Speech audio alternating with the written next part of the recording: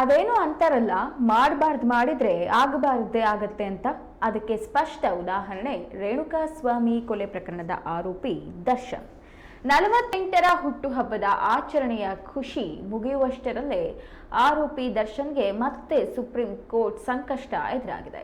ಚಿತ್ರದುರ್ಗದ ರೇಣುಕಾಸ್ವಾಮಿ ಕೊಲೆ ಪ್ರಕರಣಕ್ಕೆ ಸಂಬಂಧಿಸಿದಂತೆ ಆರೋಪಿ ದರ್ಶನ್ ಜಾಮೀನು ಪ್ರಶ್ನಿಸಿ ಬೆಂಗಳೂರು ಪೊಲೀಸರು ಸುಪ್ರೀಂ ಕೋರ್ಟ್ನಲ್ಲಿ ಮೇಲ್ಮನವಿ ಅರ್ಜಿಯನ್ನ ಸಲ್ಲಿಸಿದ್ದಾರೆ. ಮುಂದಿನ ತಿಂಗಳು ಈ ಅರ್ಜಿಯ ವಿಚಾರಣೆ ನಡೆಯಲಿರುವ ಹಿನ್ನೆಲೆಯಲ್ಲಿ ದರ್ಶನ್ ಅವರ ಕಾನೂನು ತಂಡ ಹಿರಿಯ ವಕೀಲ ಕಪಿಲ್ ಸಿಬಲ್ ಅವರನ್ನ ಸಂಪರ್ಕಿಸಿದೆ ಎನ್ನಲಾಗಿದೆ.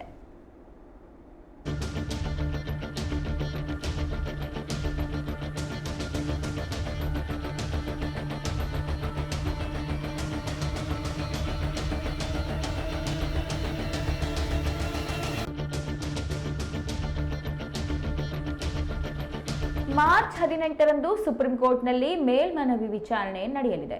ಹೈಕೋರ್ಟ್ನಲ್ಲಿ ಗೆಲುವು ಪಡೆದಂತೆ ಸುಪ್ರೀಂ ಕೋರ್ಟ್ನಲ್ಲಿಯೂ ಗೆಲುವು ಪಡೆಯಲು ಖ್ಯಾತ ಹಿರಿಯ ವಕೀಲ ಕಪಿಲ್ ಸಿಬಲ್ ಅವರನ್ನ ದರ್ಶನ್ ಕುಟುಂಬದವರು ನೇಮಿಸಿಕೊಂಡಿದ್ದಾರೆ ಎಂದು ಮೂಲಗಳಿಂದ ತಿಳಿದು ಬಂದಿದೆ. ದರ್ಶನ್ ಕುಟುಂಬ ಕಪಿಲ್ ಸಿಬಲ್ ಅವರನ್ನ ಭೇಟಿಯಾಗಿದ್ದು ಹೈಕೋರ್ಟ್ನಲ್ಲಿ ನಡೆದ ವಾದ ಪ್ರತಿವಾದ ಹಾಗೂ ಪ್ರಕರಣದ ಸಮಗ್ರ ಮಾಹಿತಿಯನ್ನ ಅವರಿಗೆ ನೀಡಲಾಗಿದೆ. ಕರ್ನಾಟಕದ ಹೈಕೋರ್ಟ್ನಲ್ಲಿ ದರ್ಶನ್ ಪರ ಹಿರಿಯ ವಕೀಲ ಸಿ.ವಿ. ನಾಗೇಶ್ ವಾದ ಮಂಡಿಸಿದರು. ನಟ ದರ್ಶನ್ ಅವರು 131 ದಿನಗಳ ಬಂಧನದ ನಂತರ ವೈದ್ಯಕೀಯ ಕಾರಣಗಳನ್ನು ಉಲ್ಲೇಖಿಸಿ ಅಕ್ಟೋಬರ್ 30ರಂದು ಮಧ್ಯಂತರ ಜಾಮೀನಿನ ಮೇಲೆ ಬಿಡುಗಡೆ ಮಾಡಲಾಗಿತ್ತು. ಹೈಕೋರ್ಟ್ ಡಿಸೆಂಬರ್ 13ರಂದು ದರ್ಶನ್ ಮತ್ತು ಪ್ರಮುಖ ಆರೋಪಿ ಪವಿತ್ರ ಗೌಡ ಸೇರಿದಂತೆ ಇತರ ಆರೋಪಿಗಳಿಗೆ ಸಾಮಾನ್ಯ ಜಾಮೀನು ಮಂಜೂರು ಮಾಡಿತು. ಹೈಕೋರ್ಟ್ ತೀರ್ಪನ್ನ ಪ್ರಶ್ನೆ ಮಾಡಿ ಡಿಸೆಂಬರ್ ಅಂತ್ಯದಲ್ಲಿ ಬೆಂಗಳೂರು ಪೊಲೀಸ್ ಸುಪ್ರೀಂ ಕೋರ್ಟ್ಗೆ ಮೇಲ್ಮನವಿ ಸಲ್ಲಿಸಿದ್ದಾರೆ.